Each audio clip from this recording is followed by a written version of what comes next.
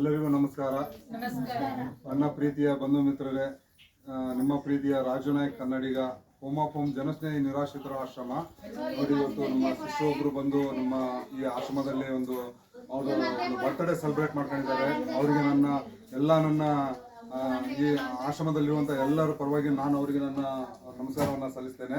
ನಮಸ್ಕಾರ ಸಿಸ್ಟರ್, ಬನ್ನಿ, ತುಂಬ ಖುಷಿ ಆಯಿತು. ನಮ್ಮೆಲ್ಲರ ಪರವಾಗಿ ನಾನು ನಿಮಗೆ ಹೇಳ್ತೀನಿ.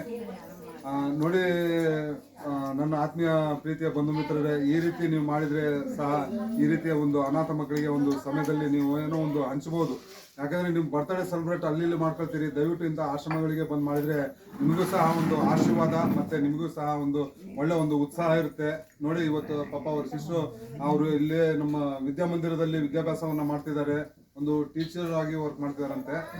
ನನಗೆ ತುಂಬ ಖುಷಿ ಆಯಿತು ಅವ್ರು ಬಂದು ನಮ್ಮ ಆಶ್ರಮದಲ್ಲಿ ಬಂದು ಒಂದು ಬರ್ತ್ಡೇ ಸೆಲೆಬ್ರೇಟ್ ಮಾಡಿದ್ದಕ್ಕೆ.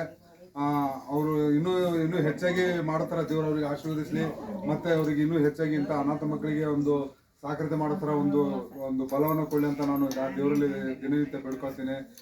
ನೀವು ಬಂದಿದ್ದು ತುಂಬ ಖುಷಿ ಆಯಿತು ಸಿಸ್ಟರ್. ನಿಮ್ಗೆ ಇದೇ ರೀತಿಯಲ್ಲಿ ನೀವು ಮತ್ತೆ ಇನ್ನೂ ಹೆಚ್ಚಾಗಿ ಮಾಡೋ ಥರ ದೇವರು ನಿಮ್ಮನ್ನು ಆಶೀರ್ವದಿಸಲಿ. ನಿಮ್ಮ ಹೆಸರು ಸಿಸ್ಟರ್? ಜಯಶ್ರೀ ಅಂತ. ಮತ್ತು ಅವ್ರ ಫ್ರೆಂಡ್ ಕೂಡ ಬಂದಿರೋ ಜೊತೆಯಲ್ಲಿ. ತುಂಬ ಖುಷಿ ಆಯಿತು. ನೋಡಿ, ಇಬ್ಬರೇ ಬಂದಿದ್ದಾರೆ, ಯಾರೂ ಇಲ್ಲ.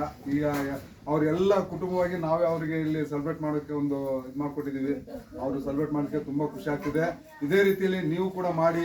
ಮತ್ತು ಅಲ್ಲಿ ಸುಮ್ಮನೆ ವೇಸ್ಟ್ ಮಾಡೋಕ್ಕಿಂತಲೂ ಸುಮಾರು ಕಡೆ ನಾನು ನೋಡ್ತೇನೆ, ರೋಡಲ್ಲಿ ಅಲ್ಲಿ ಎಲ್ಲ ಸುಮ್ಮನೆ ವೇಸ್ಟ್ ಮಾಡಿ ಬಿಸಾಕ್ತಾರೆ ಕೇಕು. ಇಂಥ ಅನಾಥ ಮಕ್ಕಳ ಮಧ್ಯದಲ್ಲಿ ಬಂದು ಮಾಡಿದರೆ ನಿಮಗೂ ಸಹ ಒಂದು ಆಶೀರ್ವಾದ ಸಿಗುತ್ತೆ ಫ್ರೆಂಡ್. ಈ ರೀತಿ ಮಾಡಿ ಅಂತ ನಾನು ನಿಮ್ಮಲ್ಲಿ ಕೇಳ್ಕೊಳ್ತೀನಿ. ಜೈ ಹಿಂದ್, ಜೈ ಕರ್ನಾಟಕ.